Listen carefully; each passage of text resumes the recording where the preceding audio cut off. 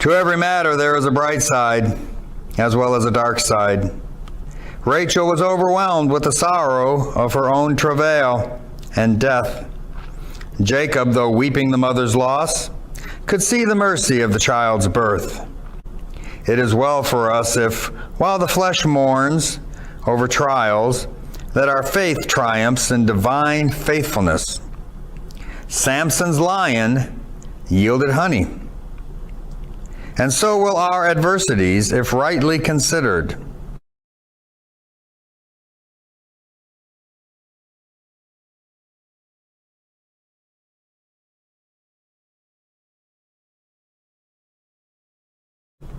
The stormy sea feeds multitudes with its fishes. The wild forests bloom with beauteous flowers.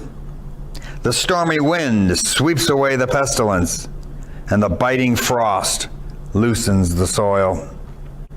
Dark clouds distill bright drops, and black earth grow mirthful flowers. A vein of good is to be found in every mine of evil. Sad hearts, and I would add mad hearts, have peculiar skill in discovering the most disadvantageous point of view from which to gaze upon a trial. If there were only one swamp in the world, they would soon be up to their necks in it. And if there were only one lion in the desert, they would hear its roar. About us all there is a tinge of this wretched folly, and we are apt at times like at Jacob to cry out, "All these things are against me."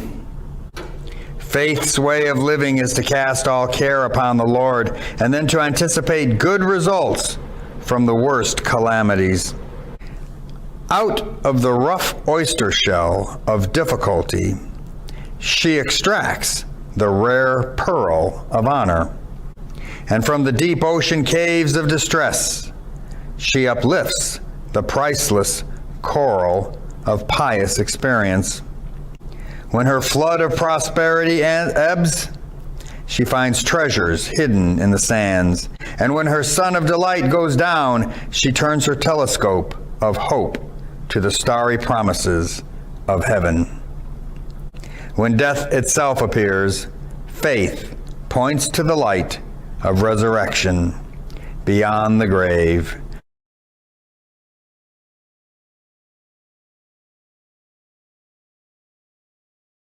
And we know that in all things God works for the good of those who love him and have been called according to his purpose. So, we trust that, brothers and sisters, that in the midst of our trouble, in the problems that we face, good will come out of it.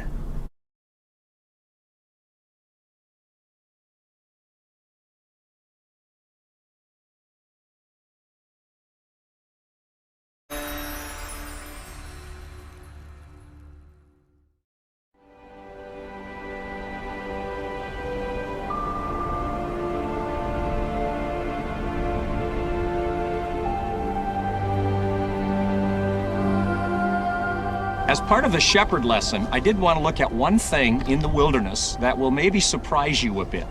Believe it or not, this is called wilderness, midbar, but it's also called green pastures.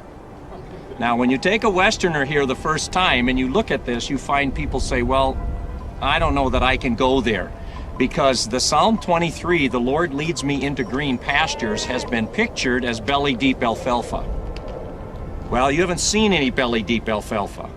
And from biblical time to today, it's rare to see a flock in the farm country. There isn't a lot of farm country in this culture, and so farmers kept the shepherds out as much as they could. Maybe they would come in a little bit after the harvest to glean what was left, but you don't want sheep where you can farm. This is the land of the shepherd. Right on the hillside across from us, you can see those grazing trails, cut there by sheep maybe as long ago as Abraham's time. They're spaced so that an animal on one path and an animal on another can reach right to the middle between them. That determines the distance, so you can graze an entire hillside. And the shepherds lead their sheep across that hillside slowly, grazing. What's there? Now you look at it from here and you say, what's there? In fact, I remember my first impression. I woke up one morning, I was sleeping out in the wilderness, and I remember waking up, watching a flock of sheep on a hillside like this, and my feeling was, what are those, rock-eating sheep? I mean, what do they eat? How can you call this green pastures? Well, the answer is, there's a small amount of moisture present here. They get a little bit of rain every year, not much, but a little. Second, there is humidity in the air, especially in the evening breeze, like right now, you can feel it coming from the west off the Mediterranean. There's moisture in the air. That moisture, combination of the rain and the humidity, condenses or drips along the edge of these rocks here. And if you notice, right around the rocks, almost always next to the rocks, you get little tufts of green. Get one a moment.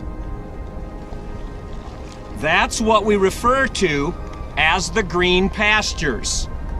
So the shepherd looks for a hillside. That's exactly what she was doing. Look at that flock across from us there. Just stunning.